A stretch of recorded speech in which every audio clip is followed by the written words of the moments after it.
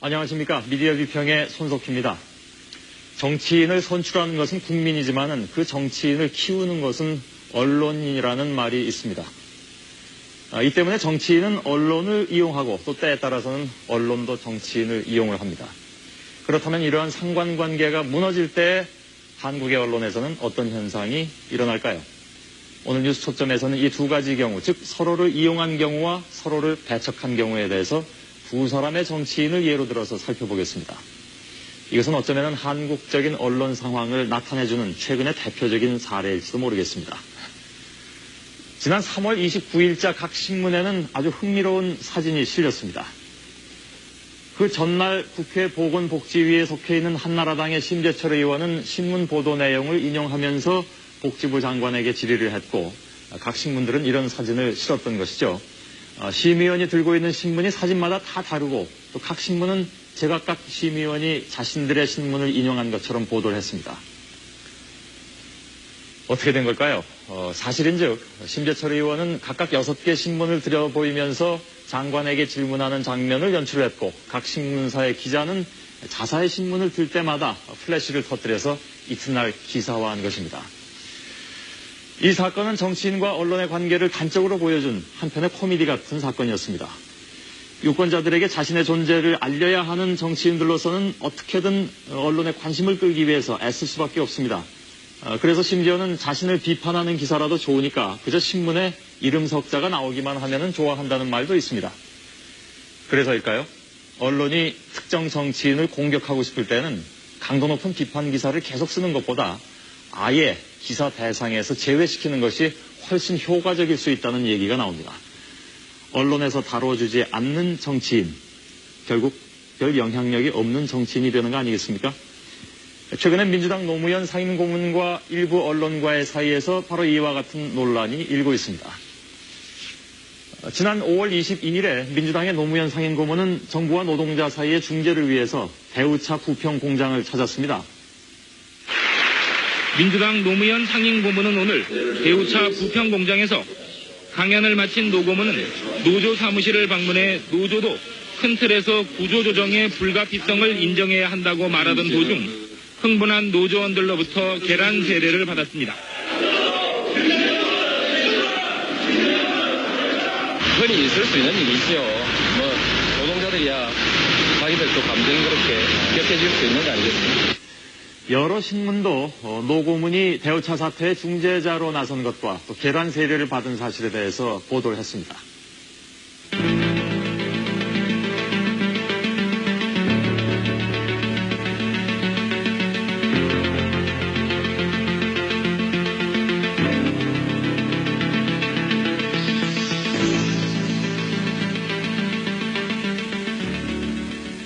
또한 노고문은 대우차 방문 다음인 23일과 24일에 국민정치연구회 특강 등을 통해서 특정 언론과 또 한나라당 이회창 총재에 대해서 강도 높은 비판 발언을 합니다. 또 대선 출마 의사를 강하게 밝히기도 했습니다.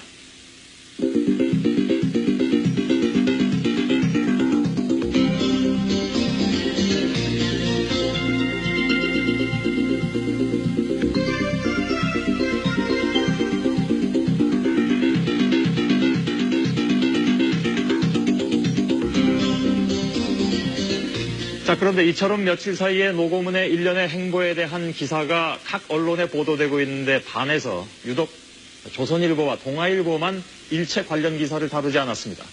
물론 기사를 싣고 안 싣고는 각 신문의 고유한 편집권이라고 할 수도 있겠습니다. 하지만은 평소 정치인들의 식사, 또 골프 회동 등 자질구레한 동정을 시시콜콜 보도하고 있는 점을 감안해 보면은 여권의 중진, 더구나 대권 후보로 거론되는 정치인이 계란 세례를 맞거나 야당 총재를 비판한 사건을 기사화하지 않은 것은 좀 이상합니다. 이에 대해서 한겨레 신문은 이런 분석 기사를 싣고 있습니다. 대통령 후보로 거론되는 정치인 중 유일하게 언론 권력을 비판하고 있는 노무현 민주당 상임고문의 최근 행보에 대해 일부 신문이 관련 기사를 전혀 싣지 않아 또 다른 형태의 노무현 죽이기 아니냐는 말들이 나오고 있다. 물론 이런 의혹에 대해서 해당 신문은 부인하고 있다고 전합니다. 예, 이에 대해 조선일보 쪽은 노고문의 발언이 다른 기사에 비해 비중이 낮다고 판단해 싣지 않았다고 밝혔으며 동아일보도 초판에 관련 기사를 실었으나 후속판에서 빠졌다고만 밝혔다. 하지만 이렇게 두 신문이 의도적으로 외면했다는 의혹은 노고문이 장관으로 재직 중이던 올해 초에 이른바 언론과의 전쟁 발언 당시를 돌이켜보면 상당히 설득력을 가집니다. 노무현 해양수산부 장관이 언론사는 당연히 세무조사를 받아야 한다고 치고 나왔습니다. 그러면서 노 장관은 세무조사에 반대하는 언론과 싸울 수 있는 정치인이 필요하다고 말했습니다. 당시 조선 동아일보는 사설을 통해서 즉각 비판에 나섰습니다. 과거 어느 독재 정권 시절에도 들어보지 못했던 놀라운 발언이다. 한마디로 이는 언론이라는 것이 당장 압살해버리지 않으면 안 되는 무슨 악마 같은 존재라는 망상에서나 가능한 발상이며 극단적 흑백론에 사로잡히지 않는 한 입에 담기조차 어려운 발언이다. 노 장관은 이제는 정권이 언론과 전쟁 선포도 불사해야 한다고 주장했다. 전쟁 선포를 해야 한다니 언론과 정권이 적대적 싸움의 상대란 말인가.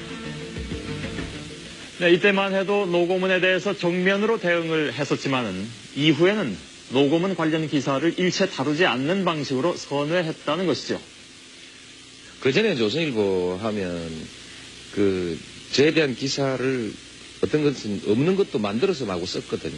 그리고 최근에 것은 제가 조선일보에 대해서 이제 정면 대결을 하고 났으니까 아예 따돌리기를 시도하는 것이죠. 맛 좀 봐라.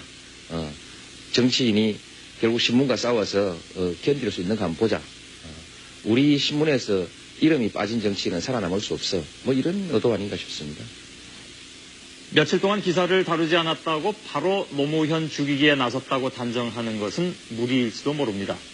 하지만 정치인 노무현과 그가 말하는 이른바 수구 언론과의 뿌리 깊은 악연을 살펴보면 그런 의혹이 전혀 근거 없다고도 할 수는 없을 것 같습니다.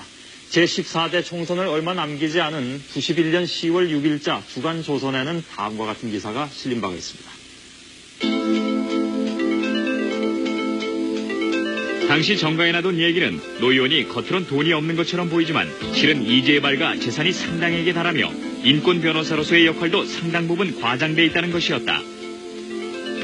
또 요트 타기를 즐겼을 뿐 아니라 노사분규 중재 과정에서 상당한 재미를 보았다는 말도 있었다. 그 외 사생활과 관련된 얘기들도 들렸다. 악의적이다라고 볼 수밖에 없는 이 기사에 대해서 노무현 고문은 명예훼손 소송을 냈습니다.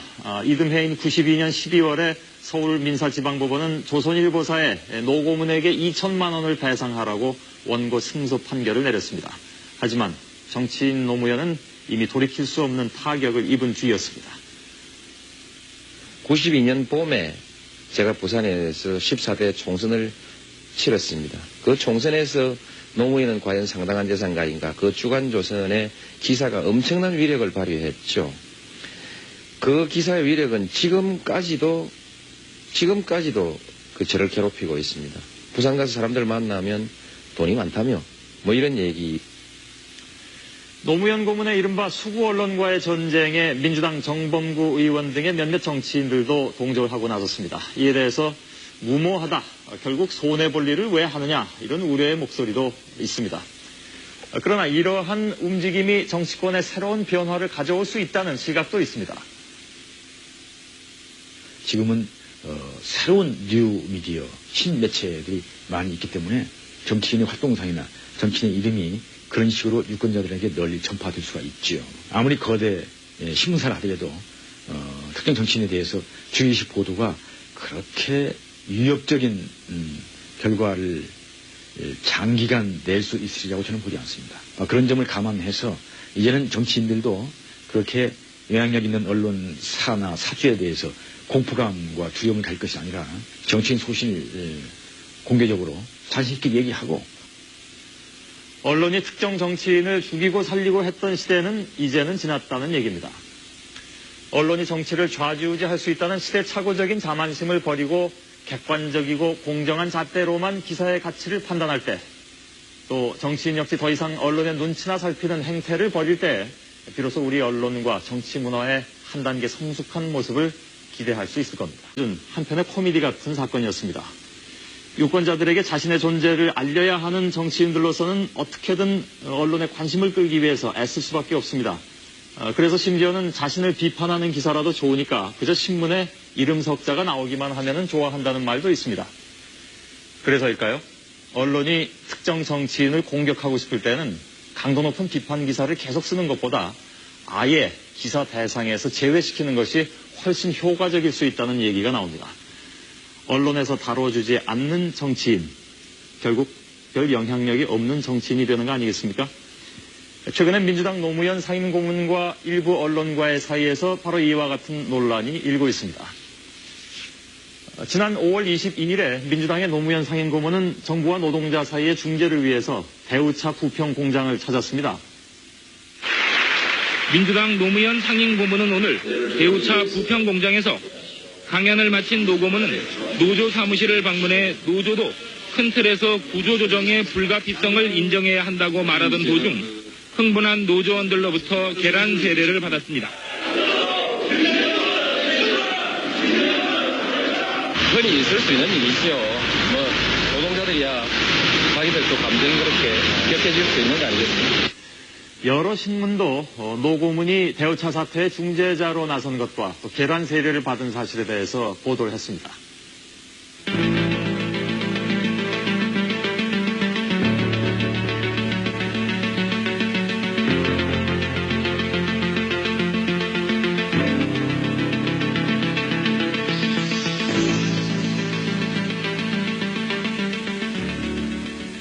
또한 노고문은 대우차 방문 다음인 23일과 24일에 국민정치연구회 특강 등을 통해서 특정 언론과 또 한나라당 이회창 총재에 대해서 강도 높은 비판 발언을 합니다.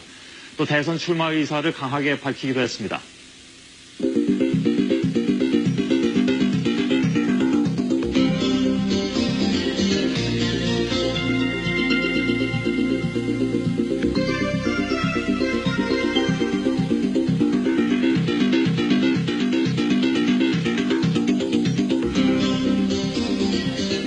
자, 그런데 이처럼 며칠 사이에 노고문의 일련의 행보에 대한 기사가 각 언론에 보도되고 있는데 반해서 유독 조선일보와 동아일보만 일체 관련 기사를 다루지 않았습니다.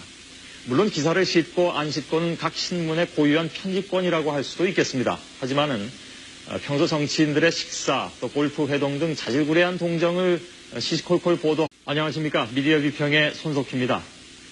정치인을 선출하는 것은 국민이지만은 그 정치인을 키우는 것은 언론인이라는 말이 있습니다.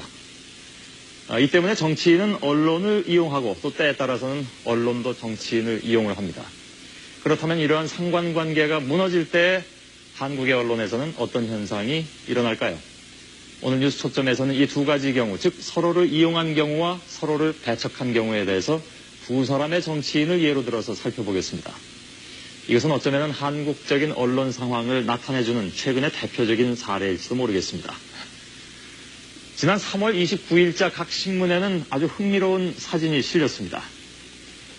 그 전날 국회 보건복지위에 속해 있는 한나라당의 심재철 의원은 신문 보도 내용을 인용하면서 복지부 장관에게 질의를 했고 각 신문들은 이런 사진을 실었던 것이죠. 심의원이 들고 있는 신문이 사진마다 다 다르고 또 각 신문은 제각각 심의원이 자신들의 신문을 인용한 것처럼 보도를 했습니다. 어떻게 된 걸까요? 사실인즉 심재철 의원은 각각 6개 신문을 들여보이면서 장관에게 질문하는 장면을 연출했고 각 신문사의 기자는 자사의 신문을 들 때마다 플래시를 터뜨려서 이튿날 기사화한 것입니다. 이 사건은 정치인과 언론의 관계를 단적으로 보여하고 있는 점을 감안해 보면은 여권의 중진, 더구나 대권 후보로 거론되는 정치인이 계란 세례를 맞거나 야당 총재를 비판한 사건을 기사화하지 않은 것은 좀 이상합니다. 이에 대해서 한겨레 신문은 이런 분석 기사를 싣고 있습니다.